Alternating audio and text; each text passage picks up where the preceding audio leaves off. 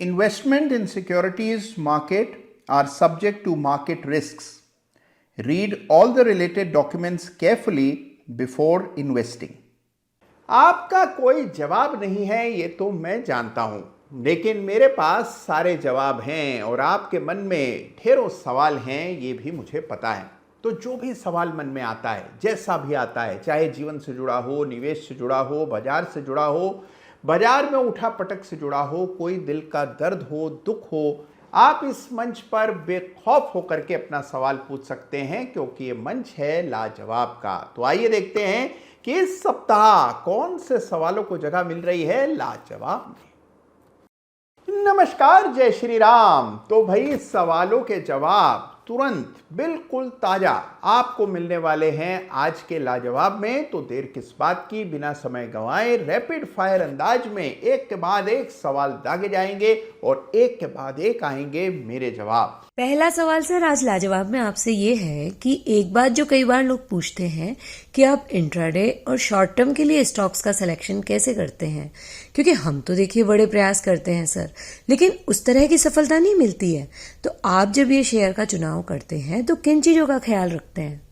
तो देखिए सवाल आपका शानदार है और बहुत ही सही सवाल है। इंट्राडे शॉर्ट टर्म के लिए शेयर्स को चुनना कोई बच्चों का खेल नहीं है। इसके लिए देखिए मेहनत तो भरपूर करनी पड़ती है, लेकिन सबसे बड़ी समस्या जानते हैं क्या है? मेहनत करनी पड़ती है बाजार से पहले, यानी बाजार के खुलने से पहले जितना होमवर्क करके आप आएंगे उतना बढ़िया आपको रिजल्ट देखने को मिलेगा बाजार के दौरान। तो मान लीजिए कि आप एग्जाम देने जा रहे हैं लेकिन आपकी प्रिपरेशन जीरो है, तो फिर देखिए एग्जाम में नंबर आने का तो सवाल ही पैदा नहीं होता। लोग आमतौर पर सीधे इम्तिहान में बैठ जाते हैं, यानी कि बाजार खुला और सीधे अपना लैपटॉप खोला और पहला ट्रेड डालने लगे, जबकि पहले उन्होंने कोई होमवर्क नहीं किया होता। तो देखिए इंट्राडे में अगर आपको शेयर्स का चुनाव करना है तो कम से कम 2 से ढाई घंटे का होमवर्क करना बेहद जरूरी है। अगर आप सीधे इम्तिहान में बैठ जाएंगे और होमवर्क आपने नहीं किया होगा तो फिर एग्जाम में मार्क्स भला कहाँ से आएंगे? तो मान करके चलिए कि इंट्राडे ट्रेडिंग परीक्षा है, यानी कि आप परीक्षा केंद्र में बैठे हैं और परीक्षा केंद्र में बैठे हैं, जवाब आपको सूझ नहीं रहे हैं, आप यहाँ वहाँ हाथ पांव मार रहे हैं। उसकी वजह क्या है? कोई तैयारी नहीं है। आपकी तैयारी करनी होगी बाजार के खुलने से पहले। 2 से ढाई घंटे लगाइए, पूरा बाजार देखिए, ग्लोबल मार्केट्स देखिए, डोमेस्टिक मार्केट्स देखिए, इंट्राडे के अलावा सारे चार्ट्स देखिए, यानी कि आपको वीकली चार्ट्स देखने हैं उन तमाम शेयर्स के जिनमें वॉल्यूम है, मोमेंटम है, खबरें चल रही हैं। देखिए एक बात मेरी गांठ बांध लीजिए, इंट्राडे में पैसा बनता है खबरों वाले शेयर्स में काम करके। खबरों वाले शेयर्स कौन से हैं? जिस पर पूरे बाजार का फोकस है, जिस पर उस दिन कोई खबर आई है, नतीजे आए हैं, मान लीजिए उसके कोई बड़ा ऑर्डर मिला है या रेटिंग अपग्रेड हुआ है, उन चार्ट्स पर विशेष रूप से ध्यान दीजिए और उनके चार्ट्स देखिए। पहले वीकली, फिर डेली, और उसके बाद जब बाजार चल रहा हो तो उनके इंट्राडे चार्ट्स देखिए। स्टॉक सिलेक्शन में आपको वहां से मदद मिलेगी। आपको पता होगा कि कहां पर ट्रिगर आना है, कौन सा शेयर आज चलने की संभावना ज्यादा है। हमेशा सेक्टोरल इंडाइसेस के चार्ट्स देखिए, तो Nifty IT, Nifty FMCG, Nifty pharma, इन तमाम सेक्टोरल इंडाइसेस के चार्ट्स को देख करके आपको एग्जाम देने यानी कि इंट्राडे ट्रेड करने आना है। और एक चीज और याद रखिएगा, इंट्राडे ट्रेडिंग कर रहे हैं तो आपके लिए सबसे महत्वपूर्ण इंडिकेटर है एटीआर। जी हां, अगर आपकी स्क्रीन पर एटीआर नहीं डला है और आप इंट्राडे ट्रेडिंग कर रहे हैं तो सफलता मिलने की संभावनाएं कम हैं।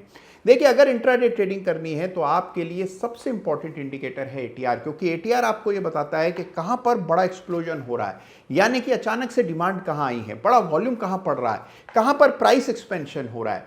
तो इसीलिए एटीआर को अपनी स्क्रीन पर जरूर डालें अगर आप इंट्राडे में सफल होना चाहते हैं। तो इंट्राडे में भी ट्रेडिंग के तरीके वही हैं, केवल खेल के नियम कुछ अलग हैं। जैसे कि टेस्ट क्रिकेट और 2020 के बीच का जो अंतर है वही इंट्राडे और पोजिशनल ट्रेडिंग का फर्क है। यहाँ पर इम्प्रोवाइजेशन इंपॉर्टेंट है, यानी कि जुगाड़ ज़्यादा इंपॉर्टेंट है, जबकि अगर आप लॉन्ग टर्म इन्वेस्टर हैं तो वहाँ पर आपकी स्किल और टेक्निक ज़्यादा काम आती है। तो यहाँ आपकी फुर्ती, आप किस तेजी से एक्शन ले पाते हैं, किस तेजी से ट्रेड डलता है, किस तेजी से आप एग्जिट कर पाते हैं, इन चीज़ों पर ज़्यादा आपको तवज्जो देनी। एक सवाल सर और आपसे पूछना है और वो है मूविंग एवरेज को लेकर। सभी लोग मूविंग एवरेज को यूज करते हैं, लेकिन सही मूविंग एवरेज कौन सा है, कौन सा देखा जाना चाहिए, आपका क्या मानना है?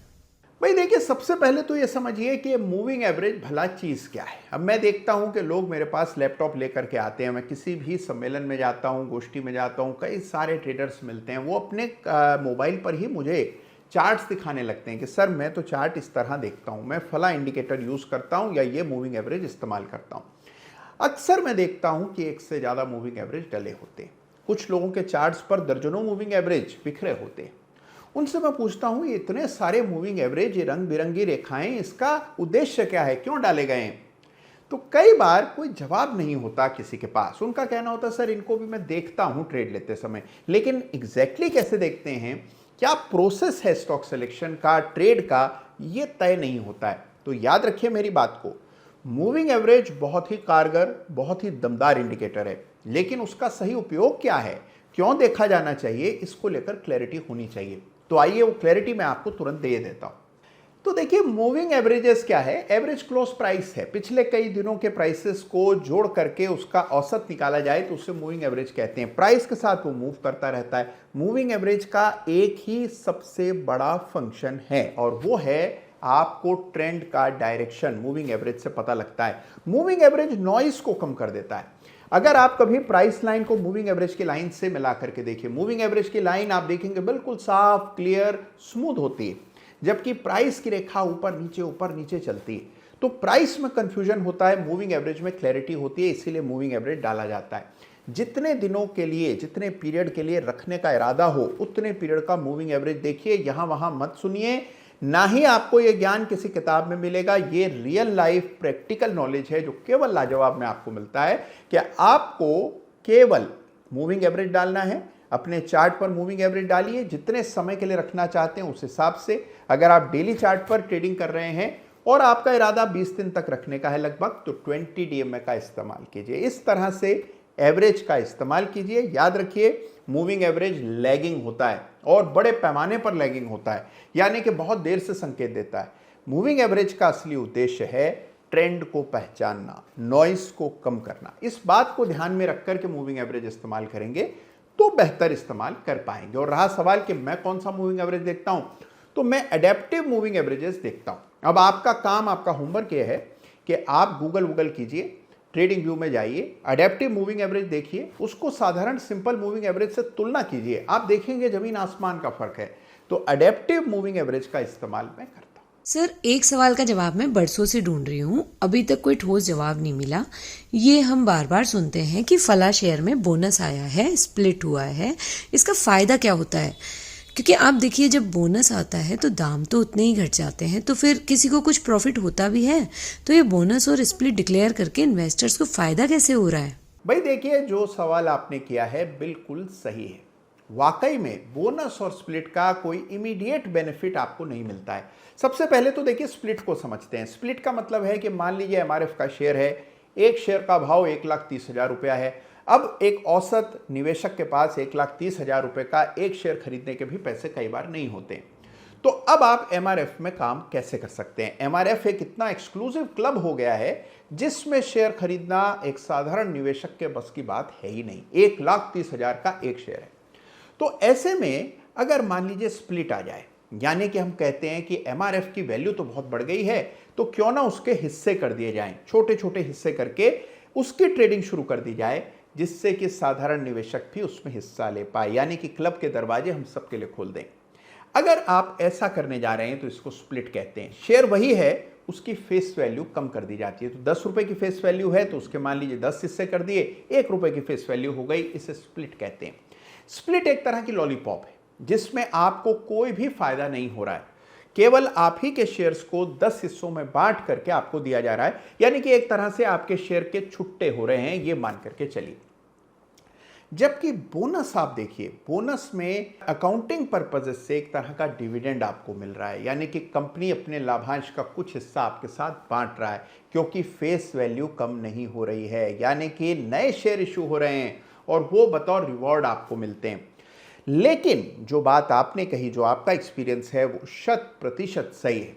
बोनस और स्प्लिट आने से दाम घट जाते हैं, तो कुल मिलाकर के देखें तो निवेशक को कोई बहुत बड़ा गेन नहीं होता है। कई बार देखिए लोग क्या सोचते हैं कि इस शेयर में बोनस आने की उम्मीद है और उस उम्मीद में ही शेयर खरीद लेते हैं, यानी कि शेयर का भाव 105 रुपए चल रहा था, अचानक से आपको पता लगा इसमें बोनस आने वाला है, आपने कहा खरीद लेते हैं। 105 रुपए का शेयर स्प्लिट हो गया, बोनस आ गया, दाम घट गए, लेकिन आपकी जेब में एक नया रुपया भी नहीं आया। तो इसीलिए याद रखिए कि केवल बोनस और स्प्लिट आने वाला है, इसको लेकर के कोई शेयर ना खरीदें। तो ये छोटे छोटे ट्रैप्स हैं जिसमें कई बार नए निवेशक फंस जाते हैं। तो थोड़े अनुभवी जब आप हो जाएंगे तो इन चीज़ों से किनारा करना सीख जाएंगे। तो बोनस और स्प्लिट से दूरी बना करके रखें। अब देखिए सर, एक सवाल है। अब शेयर बाजार ने तो कई करोड़पति बनाए हैं। अब ये जो करोड़पति हैं अपनी इतनी अथाह संपत्ति का क्या करते हैं? क्योंकि हम देख रहे हैं कि सभी लोग शेयर पर शेयर खरीदते रहते हैं, नोशनल वैल्यू बढ़ती रहती है, करोड़ों की संपत्ति हो जाती है, लेकिन वो शेयर जब इतनी वैल्यू के हो जाते होंगे तो बिकते तो होंगे ही नहीं। तो फिर इनको क्या फ़ायदा होता है? भाई देखिए, आपने जो सवाल किया है ये कमाल का सवाल है, और वाकई में अगर आप इसको इस तरह से देखें तो शेयर बाजार की जो वेल्थ होती है वो कुछ हद तक नोशनल होती है। नोशनल का मतलब क्या है कि मान लीजिए आपने कोई कंपनी शुरू की, जब कंपनी शुरू की तो आपके पास उस कंपनी के 100% शेयर्स थे, यानी कि आप उसके एकल स्वामी थे, सारे शेयर्स आप ही के पास थे। धीरे धीरे करके आपने कंपनी में अलग अलग हिस्सेदारों को जगह दी, बाद में आप कंपनी का आईपीओ ले आए और उसमें जनसाधारण को आपने अपना हिस्सेदार बना दिया।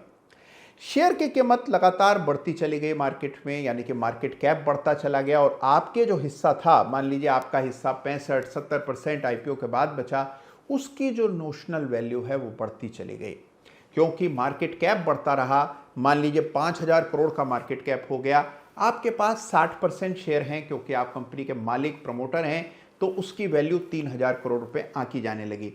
लेकिन क्या ये 3,000 करोड़ रुपए कभी वसूले जा सकते हैं? इस पर बड़ा सवाल है। ये एक नोशनल वेल्थ है। तो देखिए, दुनिया भर में जितने भी धनवान लोग हैं, जितने भी धनाढ़े हैं, जितने भी रिचेस्ट ऑफ द रिच हैं, उनकी वेल्थ शेयर बाजार की इसी नोशनल वेल्थ से आती है, क्योंकि उनकी जो कंपनियां हैं उनकी कीमतें लगातार बढ़ रही हैं। कई billions of dollars, trillions of dollars में उनका मार्केट कैप है, और क्योंकि उनके पास उन कंपनियों में बड़ा हिस्सा है, उनकी नोशनल वेल्थ भी बहुत ज़बरदस्त है। लेकिन क्या ये पैसे कभी कैश आउट करके आप बाहर निकल पाते हैं?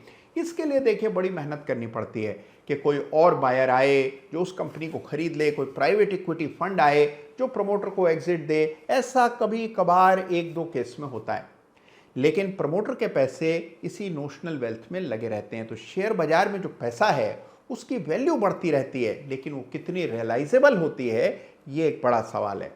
दूसरी बात, अगर आप एक छोटे निवेशक हैं तो बिल्कुल आप जब चाहें एग्जिट कर सकते हैं, क्योंकि क्वांटिटी इतनी कम होती है और उतनी लिक्विडिटी यानी कि उतनी वैल्यू में बायर हमेशा मौजूद होता है।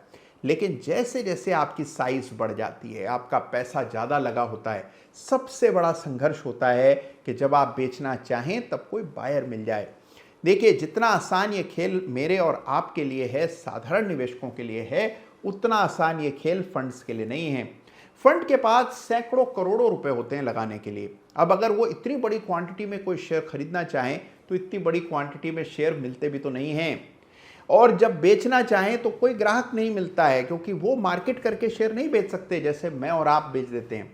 तो फंड्स के लिए सबसे बड़ा संघर्ष एग्जिट और एंट्री है, और जब एग्जिट करते हैं तभी भी एक इम्पैक्ट कॉस्ट भुगतनी पड़ती है, जब खरीदते हैं तभी भी इम्पैक्ट कॉस्ट देनी पड़ती है। तो फंड्स के लिए दो धारी तलवार है, और इसीलिए इस बात को समझिए कि हमारे पास ये बड़ी ताकत है, हमें कोई इम्पैक्ट कॉस्ट नहीं देनी। यानी कि जब हम खरीदते हैं तभी भी उसी भाव पर शेयर मिलता है जो भाव बाजार में दिख रहा होता है, जबकि फंड्स चाह करके भी उस भाव पर अपनी क्वांटिटी नहीं बाय कर सकते। तो इसी बात को समझिए और जान करके चलिए कि जो वैल्यू, जो वेल्थ आपको शेयर बाजार में दिखती है वो बड़े निवेशकों के लिए मोस्टली नोशनल होती है। तो आपका ये मानना, आपका ये विचार बिल्कुल सही। तो बस यही है इस सप्ताह लाजवाब में, यानी कि और भी सवाल हैं, सवालों की तो लंबी फहरिस्त है, लेकिन समय का भी एक अनुशासन है। तो आज के लाजवाब के इस एपिसोड में बस इतना ही, लेकिन बहुत से सवाल अभी भी ऐसे हैं जिनके जवाब अभी तक नहीं मिले। तो चिंता मत कीजिए, लाजवाब के और ढेरों एपिसोड आएंगे। आपके मन में भी कोई सवाल कौंध रहा हो और आपको नहीं समझ आ रहा हो कि उसका जवाब कहां से मिल सकता है, तो यही मंच है। तुरंत अपना सवाल कमेंट में लिख भेजिए। अगले ही लाजवाब के एपिसोड में आपका सवाल और आपका नाम पुकारते हुए मैं सवाल को लूंगा। तो आज का लाजवाब कैसा लगा मुझे ज़रूर बताइएगा, और अगर अभी तक आपने इस चैनल को सब्सक्राइब नहीं किया है तो भाई देर किस बात की है, तुरंत चैनल को सब्सक्राइब कीजिए। अपना ख्याल रखिए। जय हिंद, जय भारत।